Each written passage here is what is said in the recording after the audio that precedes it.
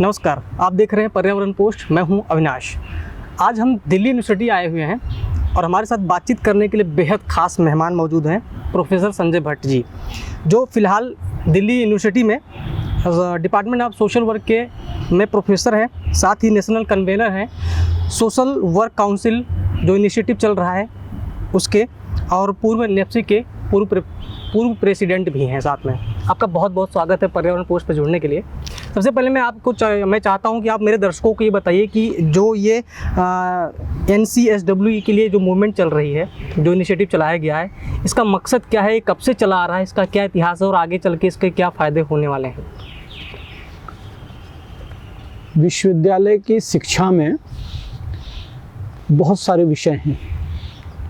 आपने भी सुना होगा, कला क्षेत्र है, समाज संकाय है, समाज विज्ञान का संकाय है, कॉमर्स है। तो समाज विज्ञान के संकाय में एक विषय है जिसे बोलते हैं समाज कार्य, सोशल वर्क, और उसका बहुत ही पॉपुलर फॉर्म है MSW। तो बहुत सारे लोग बोलते हैं MSW कर रहे हैं, MSW डिपार्टमेंट से हैं। MSW एक डिग्री है जो सोशल वर्क में दी जाती है। और समाज कार्य की शिक्षा इस देश में बहुत पुरानी है। जब मैं कहता हूँ बहुत पुरानी है, तो अगर उसका इतिहास देखें तो लगभग हम 98 साल के करीब होने को आ रहे हैं। गोपाल कृष्ण गोखले की एक संस्था थी, सर्वेंट ऑफ इंडिया सोसाइटी। उसने पहली बार ये महसूस किया कि जो समाज सेवा के क्षेत्र में जो लोग कार्य करते हैं, जो वॉलंटियर हैं, जिन्हें अपन लोग समाज सेवक बोलते हैं, कभी कभी समाज कार्यकर्ता बोलते हैं, उनको भी प्रशिक्षण की जरूरत है।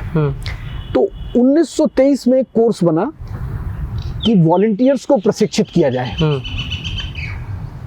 फिर बाद में 1936 में मुंबई में एक Tata institute of social work नाम का जो विद्यालय है, उसकी स्थापना हुई। और वहाँ से इसमें शिक्षा मास्टर लेवल पे शुरू हुई, जिससे बाद में चल के MSW बोलते हैं। आज की तारीख में पूरे देश में 525 से ज़्यादा ऐसे संस्थान हैं जो ग्रेजुएशन के स्तर से लेके और PhD के स्तर तक समाज कार्य में शिक्षा देते हैं।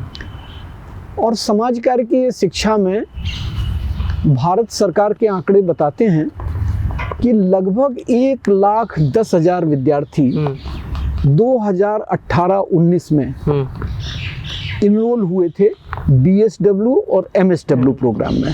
BSW का मतलब BA इन सोशल वर्क और MSW का मतलब MA इन सोशल वर्क। BSW में लगभग 60,000 विद्यार्थी और MSW में 48,000 विद्यार्थी का इनरोलमेंट का आंकड़ा भारत सरकार की शिक्षा मंत्रालय का एक सर्वे है, जिसको बोलते हैं all India survey on higher education, उसकी रिपोर्ट बताती है। मैं ये सिद्ध करना चाह रहा था कि 526 संस्थाएं, 1,10,000 से ज़्यादा विद्यार्थी, एक ऐसा विषय विश्वविद्यालय शिक्षा में जो लोगों के जीवन से जुड़ा हुआ है, लोगों के जीवन के इतने नज़दीक है कि उनकी समस्याओं को, उनके जीवन के बारे में, समाज कल्याण के बारे में, हमारी गरीबी के बारे में, सामाजिक समस्याओं, महिलाओं के उत्पीड़न, पर्यावरण पर होने वाला अत्याचार, इन सब की चर्चा करने के लिए एक विषय है। और इसीलिए इस विषय को बोलते हैं कि इसकी प्रैक्टिस की जा सकती है, यानी इसको लागू किया जा सकता है, लोगों के साथ काम किया जा सकता है, तो इसको प्रोफेशन बोलते हैं।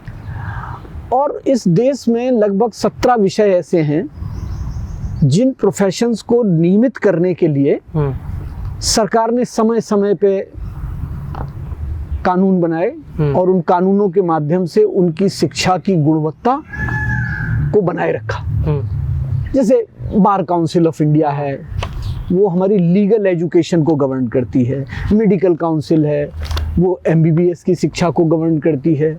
इसी तरह से टीचर्स एजुकेशन है, वो B.Ed की शिक्षा को। तो इस तरह से कई काउंसिल हैं। तो उसी तरह की एक काउंसिल की मांग इस देश के समाज कार्य के कार्यकर्ता कर रहे हैं कि हमारी जो शिक्षा है उसमें गुणवत्ता कैसे आए, वो कैसे और बेहतर बने। तो वो कह रहे हैं कि राष्ट्रीय स्तर पर एक समाज कार्य परिषद की स्थापना हो। और यहाँ से बात शुरू हुई। आपने पूछा कि इसका इतिहास क्या है, तो इसका इतिहास भी बहुत पुराना है। 1965 में विश्वविद्यालय अनुदान आयोग ने एक समिति गठित की समाज कार्य शिक्षा पे। उसने अपनी संस्तुति दी कि देश में समाज कार्य शिक्षा के विकास के लिए एक परिषद का गठन होना चाहिए। 1980 में दूसरी कमेटी बनी, उसने भी कहा। और ताज्जुब आपको जान के होगा कि 1990 और 2000 के दशक में पार्लियामेंट में एक बिल आया, national council for social work education, एक बिल आया। अच्छा। सीताराम केसरी कल्याण मंत्री थे और एक डॉक्टर आर के नायक उस समय कल्याण सचिव थे समाज कल्याण के। समाज कल्याण मंत्रालय इस बिल को लाया, लेकिन कुछ दुर्भाग्य रहा कि उस समय पार्लियामेंट ज़्यादा दिन नहीं बैठी और फिर उसके बाद जब बैठी तो कुछ और मुद्दे आ गए और ये बिल परे हो गया। लेकिन ग्लोबलाइजेशन के बाद जिस तरह से समाज कार्य की जरूरत बढ़ी और मांग बढ़ी, तो फिर ये मांग मुखर होने लग गई। और पिछली 14 जुलाई को नीति आयोग की एक इकाई ने, उनके एक डिप्टी डायरेक्टर हैं डॉक्टर एस.वी. मुनिराजा, उन्होंने एक मीटिंग बुलाई नीति आयोग में और उन्होंने इस बात को खोजने की चेष्टा की कि क्या समाज कार्य के लिए एक परिषद हो सकती है। तो फिर उस समय से ये मांग और मुखर हो गई और फिर लोगों ने इसको चर्चा करना शुरू कर दिया। तो हम लोगों ने इसे एक बहुत उत्साहित होके एक प्रारूप तैयार किया कि बिल कैसा होना चाहिए। तो वो बनाया कि भाई ऐसा बिल होना चाहिए और अगर ऐसा होगा तो जो सस्टेनेबल डेवलपमेंट गोल्स हैं उनको पाने में आसानी होगी और जो देश में समाज कार्य की गतिविधियां चल रही हैं उनमें आसानी होगी। तो उन सब चीज़ों को ध्यान में रखते हुए एक ड्राफ्ट तैयार किया। ये ड्राफ्ट आप लोगों ने तैयार किया है? ये ड्राफ्ट हम लोगों ने स्वयं वॉलंटरीली उत्साहित होकर तैयार किया।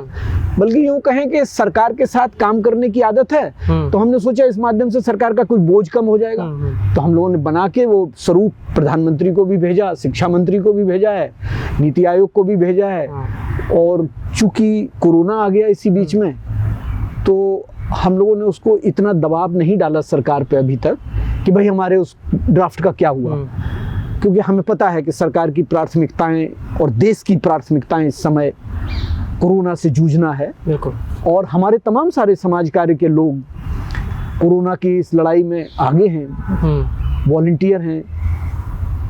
आपको जान के ताज्जुब होगा कि बहुत सारे विद्यालय जो समाज कार्य पढ़ाते हैं वो समाज कार्य की प्रैक्टिस भी करते हैं। किसी ने हेल्पलाइन खोल रखी है, लोग फोन करके बताते हैं कि साहब रात को नींद नहीं आती, समझ में नहीं आता खाना कहाँ से आएगा, नौकरी चली गई है, वृद्ध लोग बोल रहे हैं कि मौत का भय इतना ज़्यादा है। तो ऐसी मनोसामाजिक समस्याओं के लिए लड़ रहे हैं। कुछ लोग, बहुत सारे मजदूर जो लौट रहे थे उनको भोजन प्रोवाइड कर रहे हैं। तो बहुत सारी संस्थाओं के माध्यम से ये जो प्रशिक्षित कार्यकर्ता हैं, देखिए जब भी मैं समाज कार्यकर्ता बोलता हूँ, मेरा आशय अपने समुदाय के उन प्रशिक्षित समाज कार्यकर्ताओं से है जिन्होंने विश्वविद्यालय में बीए या एमएसडब्ल्यू की डिग्री ली है। और मैं ये बिल, ये ड्राफ्ट, ये काउंसिल उन्हीं लोगों के लिए है। लेकिन इसका मतलब ये नहीं है कि देश में और बहुत सारे लोग समाज कार्य करते हैं, उनसे हमारा कोई झगड़ा है या उनको हम अलग करना चाहते हैं। नहीं, हम सिर्फ इतना कहना चाहते हैं कि अगर एक इंजीनियरिंग, एक पुल बनाने के लिए आपको एक प्रशिक्षित इंजीनियर की जरूरत है, एक बिल्डिंग बनाने के लिए आपको एक प्रशिक्षित आर्किटेक्चर की जरूरत है, तो समाज सेवा करने के लिए आपको प्रशिक्षित कार्यकर्ता की जरूरत क्यों नहीं है? अगर एक व्यक्ति इसमें प्रशिक्षण लिया है कि लोगों की मदद कैसे की जाए, तो मुझे लगता है कि वो ज़्यादा अच्छी मदद कर सकता है। और जो अगर आज के समय में देखा जाए तो समाज सेवा करने वालों की संख्या बहुत बड़ी है, लेकिन वो पहले से प्रोफेशनल ना हो, तो हाँ, लेकिन उनकी संख्या बहुत बड़ी है और वो करते भी हैं बड़े पैमाने पर। देखिए बहुत सारे लोग, इस समाज सेवा करने का जज्बा हर किसी के दिल में है, लेकिन हर किसी को ये नहीं पता कि कैसे मदद करें। ये जो कैसे शब्द है ना, ये प्रशिक्षण मांगता है। प्रशिक्षण। मैं एक भिखारी को, एक बेरोजगार व्यक्ति को अनादर पूर्वक खाना खिलाऊं और आदर पूर्वक खाना खिलाऊं, दोनों में बहुत अंतर है। मैं किसी व्यक्ति की मदद करूं और उसके मानवीय अधिकारों का हनन ना हो, वो तिरस्कृत महसूस ना करे। मैं किसी व्यक्ति की मदद करूं और वो मदद करने वाला व्यक्ति मेरी मदद लेके इस काबिल हो जाए, इतना सक्षम हो जाए कि वो अगली समस्या अपने आप सुधार ले, तो मुझे लगता है कि ये ज़्यादा उपयोगी है। बिल्कुल। और इसके लिए ट्रेनिंग की ज़रूरत है। हाँ। इसके लिए मानवीय ज्ञान की ज़रूरत है, इसलिए इसके लिए सामाजिक नीतियों की ज़रूरत है। तो मुझे लगता है कि हम लोग जो बात कह रहे हैं कि एक समाज कार्य की परिषद बनाई जाए, तो उसका जो मुख्य मकसद है, हम चाहते हैं कि शिक्षा में गुणवत्ता हो, ताकि जो विद्यार्थी पढ़ के निकलें और समाज कार्य के किसी भी क्षेत्र में काम करें, वो बेहतर काम करें। बिल्कुल। तो मैं अगला सवाल ये हुआ कि आप लोगों ने जो ड्राफ्ट तैयार किया है, कुछ उसके बड़े पॉइंट्स आप बता सकते हैं? हाँ, देखिए, उसमें हम ये चाहते हैं कि प्रशिक्षित कार्यकर्ताओं का जो समूह है इस देश में जो फैला हुआ है, उनको पहले तो मान्यता मिले, उन्हें चिन्हित करें, उनकी संख्या, उनके बारे में जानकारी, उनके बारे में आंकड़े एक जगह एकत्रित हों। उनको पढ़ाए जाने वाले जो कोर्स हैं, जो जैसा मैंने बताया कि 526 में, और ये 526 का आंकड़ा 2015 का है, अब तो हो सकता है 600 भी ऊपर हो गए हों। तो उनके जो कोर्स हैं, उनकी जो क्वालिटी है, गुणवत्ता है, उसको बनाए रखने के लिए कोई ऐसी एक संस्था हो जो उसको नियंत्रित करे। शिक्षक किस तरह के हो, प्रशिक्षण किस तरह का हो, शोध कैसा हो, सरकार के साथ ये कैसे सहयोग करें, ये सब उसके प्रमुख गुण हैं। अगर ये काउंसिल बनेगी तो ये ठीक उसी तरह जैसे अन्य व्यवसायों में लोगों को और व्यवसाय कार्य करने वालों को मदद मिल रही है, बिल्कुल समाज कार्यकर्ताओं को। एक और बात महत्वपूर्ण है कि इनके जो जॉब हैं वो भी चिन्हित हो जाएंगे कि ये यहाँ ज़्यादा अच्छा काम कर सकते हैं। जैसे मेरा ये मानना है कि ये वर्तमान सरकार ने बहुत सारे कल्याणकारी और बहुत सारे डेवलपमेंट के काम किए हैं। मोदी जी ने बहुत सारी समस्याओं को और बहुत सारे मुद्दों को मिशन मोड में ला दिया है, जैसे स्वच्छता मिशन, जैसे आयुष्मान। अब ये लोगों तक पहुंचेगा कैसे? इसके लिए तो आपको एक कैडर चाहिए ना, प्रशिक्षित लोगों का, जो सही तरीके से उसको ले जाएं। अब कोरोना की लड़ाई देख लीजिए। कोरोना की लड़ाई में आज की तारीख में हमें ऐसे व्यक्ति चाहिए जो किसी पढ़े लिखे व्यक्ति को ये समझा सकें कि कोरोना की वैक्सीन सही है। तो वो कौन समझा सकता है? जिसके पास लोगों को समझाने की कला आती हो, जिसने उसके ऊपर ज्ञान लिया हो। तो सोशल वर्क के तमाम सारे विद्यार्थी, उन्हें यही ट्रेनिंग दी जाती है कि जागरूकता कैसे लानी है, लोगों को कैसे सलाह देनी है, लोगों को कैसे समझाना है। मेरा मानना है कि अगर ये परिषद आज से 3 साल पहले बन गई होती तो कोरोना की लड़ाई लड़ने में एक बहुत बड़ी जनसंख्या, जो कि आपको पता होता कि ये प्रशिक्षित कार्यकर्ता हैं, आप उनको निर्देशित कर सकते थे कि हमें कोरोना की लड़ाई में आपकी इस जगह ज़रूरत है। वो लोग कर रहे हैं काम, ऐसा नहीं है कि मतलब काउंसिल नहीं है तो वो काम नहीं कर रहे, वो काम कर रहे हैं, बहुत अच्छा काम कर रहे हैं, लेकिन सरकार के साथ वो हाथ मिला के काम कर सकते थे। बिल्कुल, जैसे आपने नर्सों के साथ लिया काम, जैसे डॉक्टर्स से लिया आपने काम, वैसे ही आपको समाज कार्यकर्ताओं से मिल सकते। तो इसका मतलब ये हुआ कि अगर जो है ये परिषद होता और जो प्रोफेशनल हमारे समाज कार्य से जुड़े छात्र होते या जो उस क्षेत्र में उतर जाते, उनके जाने के बाद ये ज़रूरत ना पड़ती कि जी वैक्सीन लगवाने के लिए आपको लालच देना पड़ता लोगों को। करेक्ट। हो सकता है कि वो जाके उनको कन्विंस कर लेते और उसके फ़ायदों को बता देते कि जो चीज़ें हैं आप वहाँ हैं। समाज सेवा से जुड़े जो लोग होते हैं वो कहीं ना कहीं लोगों से कनेक्ट जल्दी कर लेते हैं आम लोगों की अपेक्षा। आपकी बात बिल्कुल सही है। अगला सवाल मैं आपसे ये पूछूंगा कि कोरोना में जैसा कि आपने कहा कि बहुत ज़रूरत पड़ी और ज़रूरत थी भी गवर्नमेंट के पास, अगर ये आ गया होता पहले ही, कुछ समय पहले या 2-4 साल पहले लागू हो गया होता, तो एक्चुअल जो फ़ायदे होते वो किस तरह के होते? देखिए, प्रशिक्षित कार्यकर्ताओं को दिशा निर्देश देने के लिए, उनके लिए मानदंड तय करने के लिए, उनका उपयोग कैसे किया जा सकता है। जैसे आपको जान के ताज्जुब होगा, अभी पिछली साल इस सरकार ने एक कानून पास किया है। उस कानून का नाम है the national commission for allied and health care professional act 2020। उसमें उन्होंने उन तमाम सारे हेल्थ में काम करने वाले लोगों को इस कानून के दायरे में लाए हैं जो डॉक्टर नहीं है। मतलब डॉक्टरों के अतिरिक्त, जैसे नर्सेज हैं, आपके ऑक्यूपेशनल थेरेपिस्ट हैं, फिजियोथेरेपिस्ट हैं, काउंसलर हैं, उसमें सोशल वर्कर को भी लाया गया है। जो अस्पतालों में काम करते हैं, medical social worker, psychiatric social worker, clinical social worker, तो अब उनको उस परिषद में लाया गया है। तो उनके लिए नियम बनेंगे, उनके लिए कार्य की शर्तें बनेंगी, उनके लिए एक कहाँ पे उनका उपयोग किया जा सकता है वैसे कार्यक्रम बनेंगे।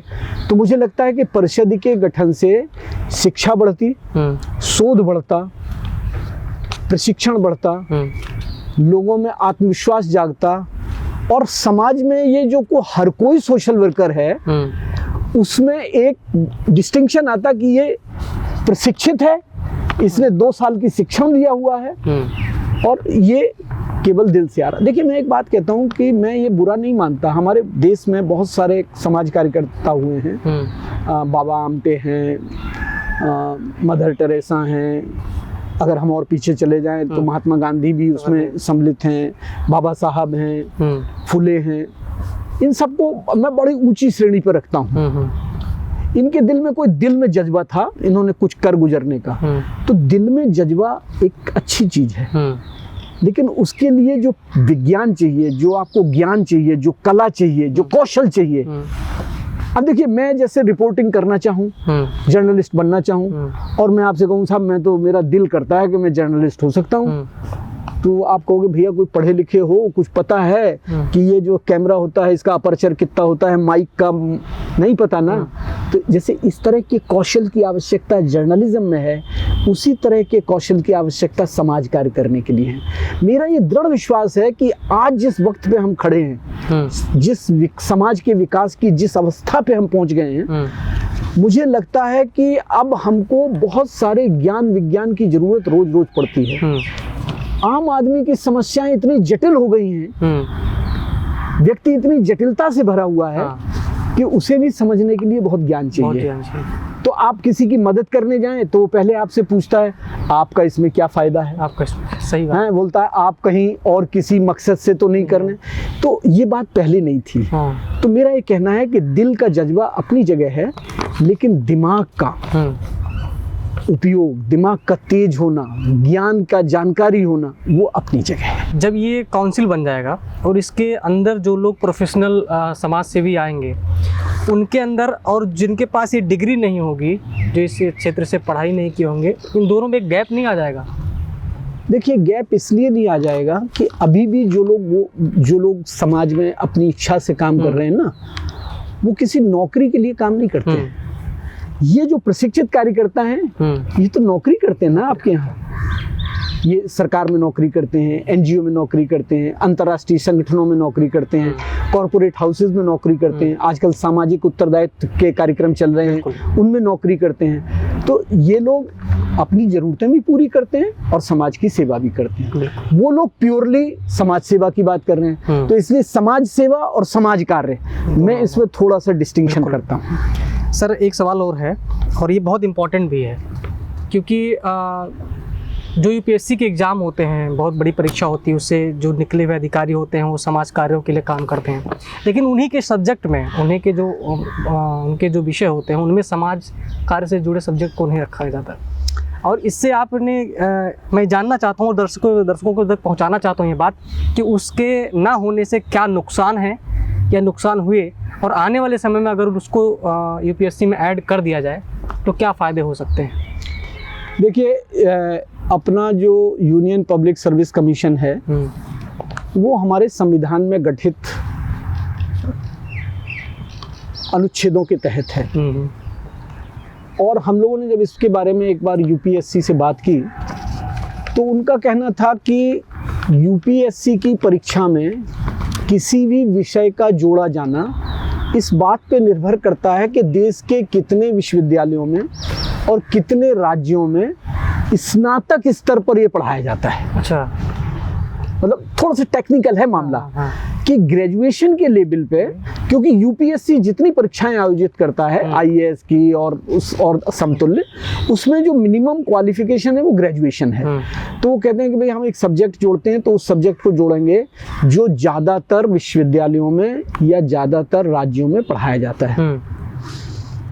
तो चूंकि वो बहुत ज़्यादा जगह पे शुरुआती दौर में नहीं पढ़ाया जाता था, इसलिए यूपीएससी ने कभी उसको जोड़ा नहीं। अगर मैं आपको आंकड़े बताऊं तो सन 90 और 2000 के दशक तक केवल 60 संस्थाएं थीं जो सोशल वर्क की डिग्री देती थी, और उन 60 में भी अधिकांश मास्टर लेवल की पढ़ाई कराती थी, मतलब एमएसडब्ल्यू की डिग्री देती थी। लेकिन बीएसडब्ल्यू के जो प्रोग्राम थे वो कम थे। अभी भी मेरा ऐसा मानना है कि 550 में से 200 या 250 संस्थाएं होंगी जहां पे समाजकार ग्रेजुएशन के लेवल पर पाए। तो जैसे जैसे इसका विकास हो रहा है, मुझे लगता है कि आने वाले वक्तों में ये यूपीएससी में आ जाएगा। अब आपने चूंकि प्रश्न पूछा है तो मैं आपको जवाब भी एक और देना चाहूँगा। उत्तर प्रदेश में समाजकार एक विषय था जो बहुत लोग लेते थे, बहुत पॉपुलर विषय था। अचानक अभी 2 साल पहले उत्तर प्रदेश सरकार ने, उत्तर प्रदेश आयोग ने फैसला लिया और समाजकार सब विषय को उसमें से हटा दिया, और शायद जो दूसरा विषय हटाया वो जर्नलिज्म भी था। तो जब हमने उनसे पूछा क्यों हटाया, तो उन्होंने कहा कि साहब जो विषय यूपीएससी में है वही हमने यूपीपीएससी में कर दिए। चूंकि यूपीएससी में नहीं है तो यहाँ भी नहीं है। तो मतलब देखिए क्या है कि कई बार क्या होता है कि निचले स्तर पे था लेकिन ऊपर के स्तर पे नहीं था, इसलिए यहाँ भी नुकसान हो गया। हालांकि वो भी लड़ाई जारी है, उसके लिए भी हम लोग बातचीत कर रहे हैं सरकार से, और शायद किसी एक विद्यार्थी ने तो इलाहाबाद हाई कोर्ट में याचिका भी दायर की है उस बारे में, और वो शायद विचाराधीन है। तो उस पर मैं इसलिए ज़्यादा नहीं कहना चाहूँगा, लेकिन मेरा ये मानना है कि आपको एक और मैं चलते चलते बात बता दूं कि आईएएस के जो प्रशिक्षणार्थी हैं, जब उनकी मसूरी में ट्रेनिंग होती थी तो आज से 15-20 साल पहले इस विद्यालय में, समाजकार विद्यालय में, वो ट्रेनी आते थे। अच्छा, उनको समाजकार में भी ट्रेनिंग देते थे।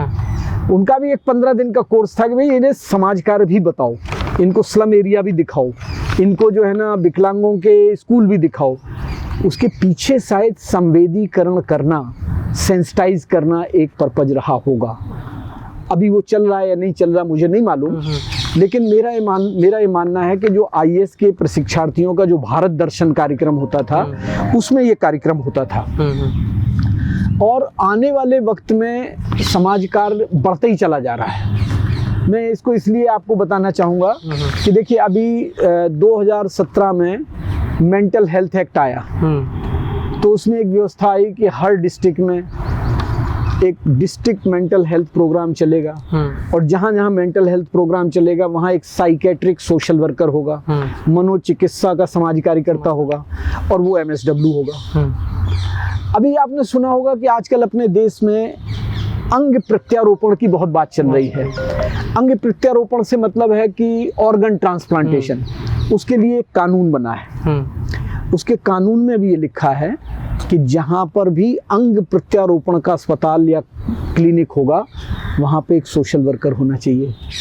तो देखिए किन किन विषयों में, आपने एक फैमिली कोर्ट एक्ट का नाम सुना होगा कि जो परिवार से संबंधित जो मुकदमे हैं वो परिवार अदालत में जाते हैं। परिवार अदालत में न्यायाधीश को नीचे से सपोर्ट देने के लिए एक काउंसलर की पद है, काउंसलर और मुख्य काउंसलर।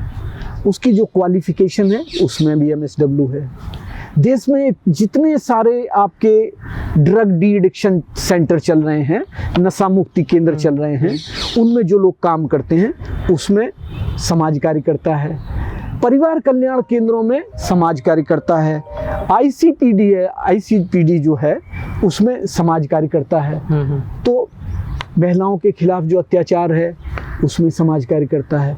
समाज कार्यकर्ताओं की भूमिका वर्तमान समय में और बढ़ती चली जा रही है, और मेरा ये मानना है कि जिस गति से तकनीकीकरण हो रहा है ना, और जिस गति से हमारा समाज भाग रहा है, दौड़ रहा है और उन्नति कर रहा है, तो उसमें जितनी जटिलताएं आएंगी उनसे निपटने के लिए आपको एक ऐसे एक्सपर्ट की ज़रूरत होगी जो व्यक्तियों के अंतर मन में होने वाले कलह और आपस में होने वाले कलह को दूर करने में सक्षम हो। अच्छा, एक सवाल और था कि सामाजिक विकास जो आप काउंसिल की मांग कर रहे हैं, अगर इसके आ जाने से आम लोगों को, यानी जो हमारी पब्लिक है, उसके लिए कितना फ़ायदेमंद और किस तरीके से फ़ायदेमंद हो सकता है? बहुत ही बढ़िया प्रश्न अविनाश जी आपने किया है, और अगर आप ये प्रश्न नहीं करते तो मैं आपको स्वयं बताता। इस प्रश्न को अगर हम ऐसे समझें कि हमारे जितने कार्यक्रम होते हैं ना, उनके सभी के सीधे प्रभाव नहीं होते। कुछ चीज़ों के प्रभाव सीधे दिखते हैं और कुछ चीज़ों के प्रभाव इनडायरेक्ट होते हैं, अप्रत्यक्ष रूप से दिखते हैं। देखिए, अगर समाज कार्यकर्ताओं की क्वालिटी, अगर उनकी गुणवत्ता, उनका प्रशिक्षण अच्छा होगा, तो जो वो सेवाएं देंगे वो सेवाएं भी अच्छी होंगी।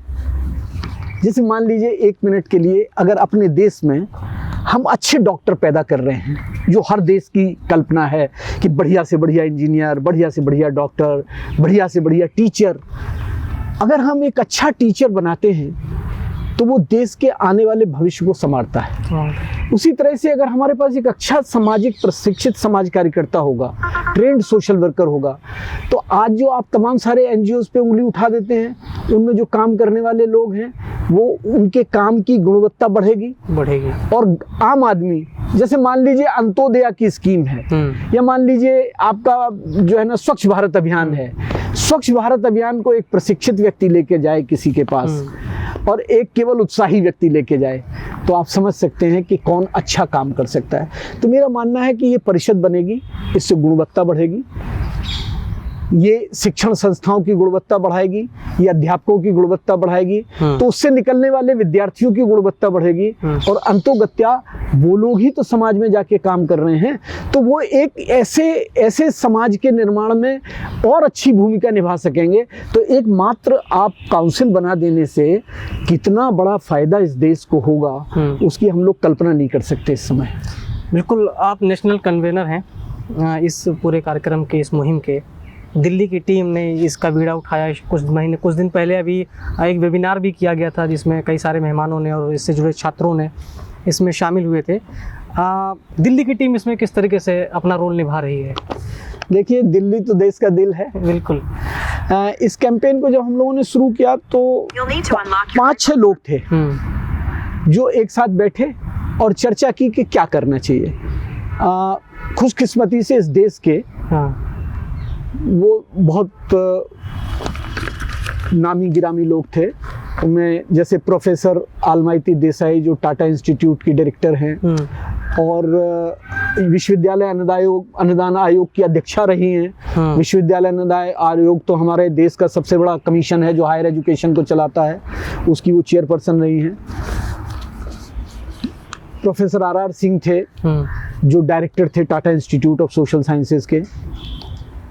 प्रोफेसर बिमला नाथकर्णी हैं जो अंतर्राष्ट्रीय प्रशिक्षित समाज कार्यकर्ताओं का जो समूह है उस एसोसिएशन की अध्यक्षा रही, टाटा इंस्टीट्यूट में पढ़ाती थी। प्रोफेसर मुरली देसाई हैं, वो मुंबई के अलावा मुंबई में वो समाजकार शिक्षा की एक्सपर्ट हैं। यूजीसी का जो ये सेल था जो समाजकार की शिक्षा को देखता था, उसके अलावा वो सिंगापुर में और कोरिया में और कई कंट्रीज़ में उन्होंने पढ़ाया है। उनके पास देश विदेश का ज्ञान है, बहुत सारी पुस्तकें लिखी हैं। इसी तरह से प्रोफेसर गांधी दास हैं बेंगलोर यूनिवर्सिटी के, वो रिटायर्ड हैं, सोशल वर्क के हेड हैं वहाँ के बेंगलोर यूनिवर्सिटी के, वो थे। एक प्रोफेसर देवी प्रसाद हैं, आंध्र प्रदेश यूनिवर्सिटी में प्रोफेसर थे, बाद में टाटा इंस्टीट्यूट में रहे। इस प्रकार से कोई, और एक बहुत यंग कलीग डॉक्टर शिवली कुमार थी। निर्मला निकेतन में पढ़ाने वाली एक प्रोफेसर हेलेन जोसेफ थी। तो इस तरह से 7-8 लोग थे जिन्होंने बैठ के इसकी भूमिका की। फिर जैसे जैसे बात चली तो इसके विचार आगे बढ़ते गए। तो फिर हमने कहा कि इसको काम को जोनल लेवल पे किया जाए। तो अपना देश जो है ना 6 जोन में है, तो 6 जोन में हमने लोगों को आइडेंटिफाई किया, उन लोगों से रिक्वेस्ट किया, उनको बताया कि तो वहाँ से लोग आए। फिर ये हुआ कि जोन से इसे राज्य स्तर पे ले जाया जाए, तो हर राज्य में एक एक इकाई बनी, उत्साही लोगों ने ज्वाइन किया।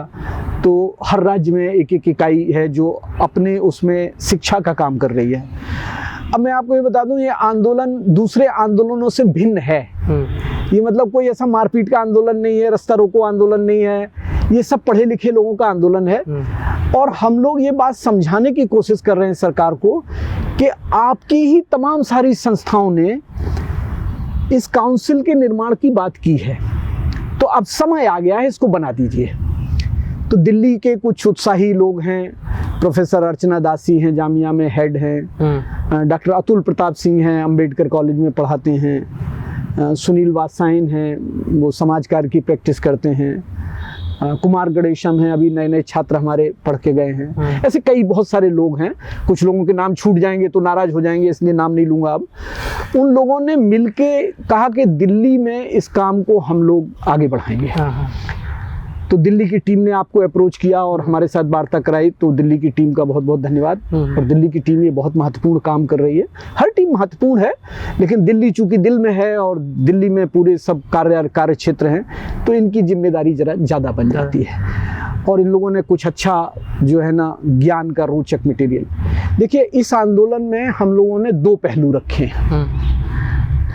एक पहलू ये है कि जो हमारा अपना समुदाय है, जो ट्रेंड प्रोफेशनल सोशल वर्कर्स हैं, उनको भी शिक्षित करें कि काउंसिल से क्या फायदे हैं, काउंसिल का क्या नुकसान होगा। इससे नुकसान भी होगा।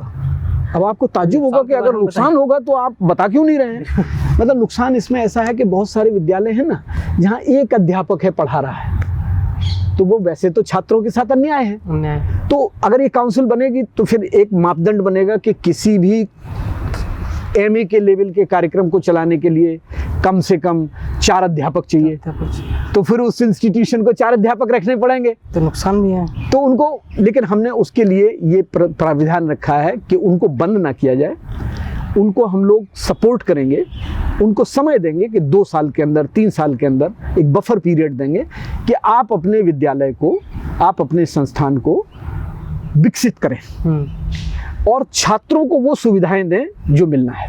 अब देखिए, छात्रों को इसमें क्या फ़ायदा हुआ, आपको बड़ा मतलब देखिए दुखद बात बताऊं कि अभी 2 साल पहले विश्वविद्यालय अनुदान आयोग एक स्कॉलरशिप देता है प्रोफेशनल सब्जेक्ट के लिए।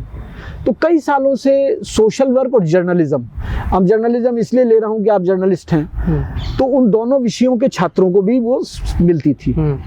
फिर एक दिन अखबार में आया कि इन दोनों विषयों को निकाल दिया गया है, अब इसके छात्रों को स्कॉलरशिप नहीं मिलेगी इस स्कीम के तहत। तो हमने उनसे पूछा क्यों नहीं मिलेगी, तो बोले भाई आपकी काउंसिल नहीं है, आपकी शिक्षा को नियंत्रित करने के लिए, निर्देशित करने के लिए परिषद नहीं है, तो इसलिए जिनकी परिषद है उन्हीं को प्रोफेशन मानेंगे। मैंने कहा ये तो बड़ी अजीब बात है कि पहले जो है ना हमारे पास काउंसिल नहीं है, इसलिए हमारे विद्यार्थियों को आप स्कॉलरशिप नहीं दे रहे हैं, तो ये तो अन्याय है।